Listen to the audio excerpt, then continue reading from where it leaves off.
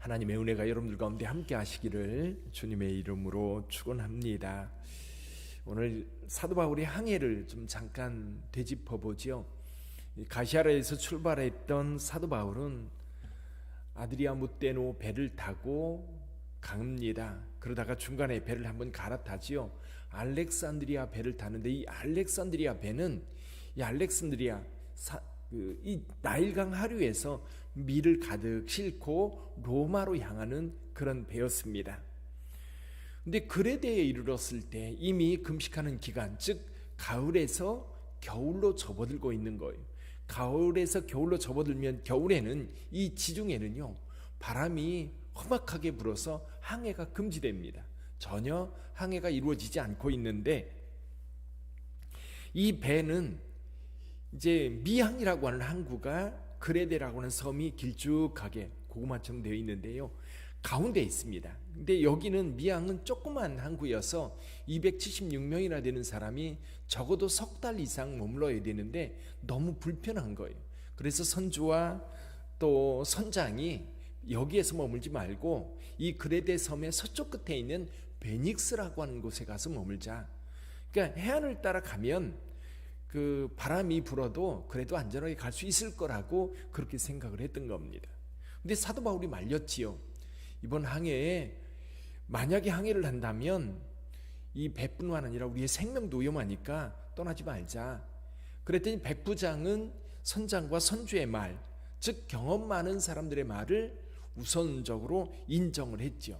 그래서 바울의 말을 따르지 않고 선장과 선주의 말을 따라 출항을 시켜서 처음에는 배가 순탄하게 순풍을 따라서 가는 줄 알았어요.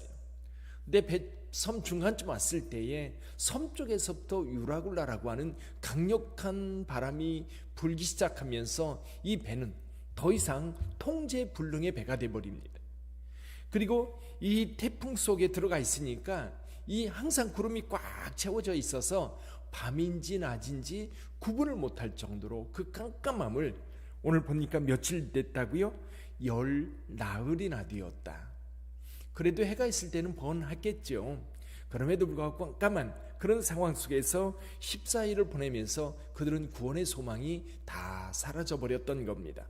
처음에는 이 배에 있는 그 화물도 버리고 배에 있는 기구도 쓸어 버리면서 살아려고 애를 썼는데 더 이상 통제가 되지 않으니까 내버려 둔 거예요. 그리고 바람에 이끌려서 벌써 14일째 여기까지 온 겁니다. 근데 육지에 가까워진 것을 누가 제일 먼저 알았어요? 사공들이 느끼는 거예요. 아, 육지가 가까이 왔구나. 그러면서 물길이 점점 얕아지는 거예요. 이러다가 자칫 잘못 암초에 부닥치면 배가 깨어지고 다 침몰하게 될 수밖에 없거든요. 그래서 사공들이 닷을 내립니다. 닷을 내려서 배를 고정시켜 놓고 날이 새기를 기다리는데 그 사이에 이 사공들이 거룻배, 이 거룻배는 구명정입니다. 조그만 배, 이 구명정인데 거기에 그 배를 내리는 것을 사도 바울이 봅니다. 만약에 저 사람들이 없으면 여기 있는 사람 다 구원받지 못한다. 그러니까 백부장이 이 거룻배 내리는 그 줄을 끊어버려서 이 사공들이 탈출하지 못하도록 그렇게 만들었습니다. 자, 날이 점점 이제 밝아져 옵니다. 그때 바울이 오늘 본문의 말씀에 보니까 이렇게 얘기합니다. 33절 34절 한번 읽어볼까요? 날이 새어가매 바울이 여러 사람에게 음식 먹기를 권하여 이르되 너희가 기다리고 기다리며 먹지 못하고 줄인 지가 오늘까지 10나흘인즉 음식 먹기를 권하노니 이것이 너희의 구원을 위하는 것이요 너희 중 머리카락 하나도 잃을 자가 없으리라 하고. 14일 동안 아무것도 먹지 못했던 그들, 너무나 굶주리고 너무나 지쳐있고 이제는 죽음 직전에 있었던 겁니다. 살 소망도 없는 그런 상황. 그 상황에서 아직 섬이 보이지 않아요. 그렇죠? 아직 섬이 보이지 않는 상황 속에서 바울이 이야기하는 겁니다. 지금 먹어라. 그동안 못 먹었기 때문에 굶주려서 우리가 구원을 받으려고 해도 구원받을 수 없을 수도 있다. 그래서 사도 바울이 떡을 떼서 축사하고 먼저 떼어 먹습니다. 그제서야 사도 바울이 떡을 먹는 모습을 보고 사람들이 안심하고 떡을 먹기 시작합니다. 이 떡 먹는 거에 대해서도 우리가 쉽게 이제 아니 배고프니까 당연히 먹지. 그리고 지금 배는 안정되어 있는 거예요. 닷에 고정되어 있기 때문에 지금 흔들리기는 하겠지만 폭풍에 밀려다니는 그런 배는 아니기 때문에 그래도 어느 정도 안정이 있는 상태입니다. 근데 사람들은 선뜻 먹지 못하는 거예요. 왜냐면요, 뱃사람들은 이 미신이 굉장히 강합니다. 그래서 이 먹는 것도 실은 때를 따라서 먹고 아니면 또 신에게 바쳐지지 않으면 못 먹고 뭐 이런 여러 가지 미신들이 있었을 거예요. 그래서 사도 바울이 하나님께 축사하고 먼저 먹는 겁니다.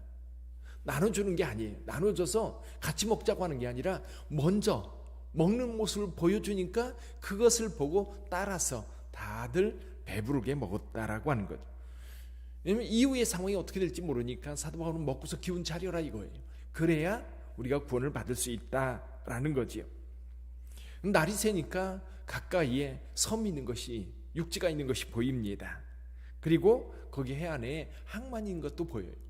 그래서 배를 거기로 어떻게 몰아갈까 고민을 하면서 이제 배를 점점 끌어서 이제 바람에 그리고 노를 저어 이제 섬 가까이, 그 육지 가까이 가려고 이제 사공들이 이야기를 합니다. 여기 보면 닻을 끊어 바다에 버리는 동시에 키를 불어넣고 돛을 달고 바람에 맞춰 해안을 향하여 들어가다가, 요 말이요 굉장히 그 사공들에게 전문적인 그 기술이고 전문적인 용어라는 거죠. 일반 사람들은 도저히 알 수 없는. 그래서 아마도 이 누가는 이 글을 쓰면서 그것을 자세히 관찰해서 아마 이 글을 썼을 것으로 봅니다. 그 상황에서. 그래서 배가 이제 점점 육지를 향해서 가고 있는데 두 물이 만나는 곳에 배가 멈춰버린 거예요. 그러면서 거기에 멈춰져 있는 동시에 이 배가 깨어져 가기 시작하는 거예요.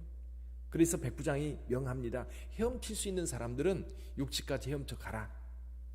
그리고 헤엄 못 치는 사람들은 이제 배가 깨어져 가니까 거기에 널판이라든지 이런 의지할 것을 붙잡고 헤엄쳐서 다 건너가도록. 근데 여기 결정적인 사건이 하나 벌어집니다. 이 로마 군인들이요, 지금 죄수들을 호송하고 있는 상황이기 때문에 죄수들이 어떻게 될지 모른다는 거지요.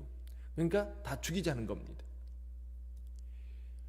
왜냐면요, 지금 죄수들이기 때문에 전부 다 이게 착고를 차고 있는 거예요. 죄수들은 착고를 차고 있고 움직임이 자유롭지 못한 상황입니다. 그래서 지금 이제 만약에 이걸 풀어주고 헤엄쳐서 건너가게 한다면, 죄수들이 다 도망한다면 사실 군인들은 굉장히 중요한 책임을 다하지 못한 게 되는 거거든요.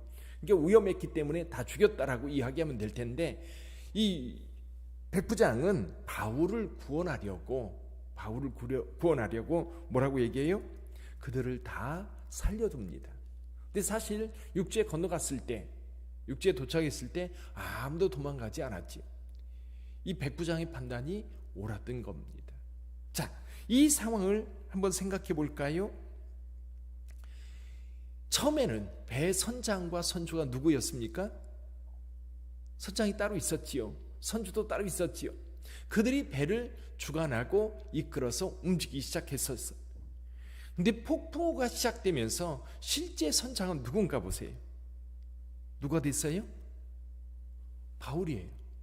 지금 바울이 이 배의 주도권을 가지고 지금 이끌어가고 있습니다. 이 미항에서 떠나지 말자 할 때부터, 그리고 지금도 바로 전에 23절 이하에 하나님께서 말씀하셨던 것을 선포하고요, 그리고 여기 배에 있는 동안에도 이 사공들이 탈출하는 모습뿐만 아니라 그들에게 먹으라고 하는 권고, 여러 가지 것들이 지금 바울이 주장하는 대로 이끌어가고 있어요. 바울은 실은 죄수예요. 어떤 고난도 없고 어떤 능력도 없어요. 근데 실제로 위기 상황에서는 누가 리더가 되느냐면요, 믿음이 있는 자가 리더가 되는 거예요. 믿음이 있는 자들이. 위기를 만나면 그 위기를 누가 지혜롭게 극복할 수 있느냐면 믿음이 있고요, 확신이 있고요, 능력이 있는 자들이에요. 믿음이 없으면, 능력이 있어도요, 믿음이 없으면 실패합니다. 또 지식이 있어도요, 믿음이 없으면 두려워서 오히려 실패하게 됩니다. 위기의 때 믿음이 빛나는 겁니다. 특히 사도 바울은 하나님께서 하셨던 말씀, 이 배에 있는 사람들을 다 내게 주노라. 그리고 내가 가이사 앞에 서야 되기 때문에 너를 살려둘 뿐만 아니라 너와 함께 이 배의 사람 모두를 살려주시겠다라고 하는 그 확신을 사람들에게 선포합니다. 34절에서도 음식 먹기를 권할 때 그렇게 얘기하죠. 이것이 너희를 구원을 위한 것이요 너희 중 머리카락 하나도 잃을 자가 없으리라. 여러분, 우리가 신앙생활 하면서도요 어려움을 만날 때가 많아요. 어쩌면 최근에 우리 교회가 경험한 것도 그럴 거예요. 위기인데 사실 가만히 들여다보면 위기도 아니에요. 근데 믿음이 없는 사람들은 그런 상황 속에서 위기라고 생각하고 두려워하고 불안해하고 어쩔 줄 몰라 합니다. 그러다 보니까 어디에 귀를 기울이냐면 세상 사람들이 믿음 없이 행하는 모습에 휩쓸려 가요. 그런데 믿음이 있으면요 흔들리지 않습니다. 믿음이 있으면 내가 어떻게 해야 될지 알아요. 사도 바울처럼 먼저 무릎 꿇고 기도하면서 하나님의 뜻이 무엇인지 알면 더 이상 두려워할 필요가 없지. 그리고 내가 해야 될 일들, 그걸 소홀히 하면서 믿음만 갖는 건 아닙니다. 믿음에 대해서 잘못된 믿음은 뭐냐면 이런 거예요. 믿음은 자기는 아무것도 안 하면서 믿으면 돼. 그건 아닙니다. 내가 할 수 있는 것을 최선을 다하면서 하나님의 인도하심을 따를 때에 많은 사람들에게 확신을 줄 수 있는 거지. 앞으로도 마찬가지, 코로나 사태도 마찬가지고요. 어떤 위기 상황이 우리에게 미칠지 몰라요. 이것이 이제 개인적으로, 가정적으로, 사회적으로 아니면 전 인류적으로, 코로나 같은 경우는 전 인류적으로 오는 그런 재앙이죠. 어떤 상황에서도요 하나님은 여러분들과 함께 하시는 줄 믿습니다. 그때 그 믿음을 가지고 흔들림 없이 서면 주변에 믿지 않는 자들도요 우리를 봐요. 그러면서 그때 누구를 보느냐면 믿음이 있는 사람들, 의연하게 대처하고 지혜롭게 그 길을 헤쳐나가는 사람들을 보면서 따라오게 되어 있어요. 오늘 여기 276명 되는 뱃사람들 다 바울을 따라서 움직이고 있는 거예요. 지금 먹으러 가니까 먹고, 헤엄쳐 건너가자 하니까 다 그렇게 건너가서 구원을 받게 되는 거죠. 오늘도 그 은혜가 여러분들에게 있기를 바랍니다. 그래서 우리 빛된 교회가 이 지역사회에서 구원의 방주가 될 뿐만 아니라 세상에 믿음을 주는 그런 공동체가 되기를, 그리고 여러분들도 여러분이 함께 있는 주변 사람들에게 믿음을 주는 그런 믿음의 사람들이 다 되기를 주님의 이름으로 축복합니다. 기도하겠습니다.